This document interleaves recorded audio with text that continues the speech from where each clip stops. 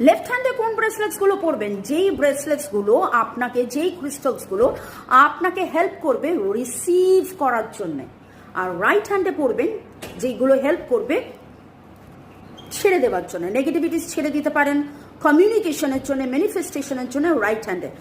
Proper ঠিক ক্রিস্টালসটা আপনি কি পড়েছেন? সেটা কি আপনার জন্য কাস্টমাইজড? সেটা কি আপনার জন্য ঠিক? সেটা কি, অনেক প্রশ্ন থাকে। তাই জন্য চট জলদি আর দেরি না করে হোয়াটসঅ্যাপে আমার সাথে যোগাযোগ করে জেনে নিন কোন ক্রিস্টালটা আপনার জন্য বেস্ট হবে।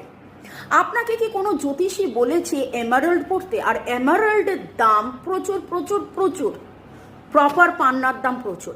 সেইখানে আপনি কিন্তু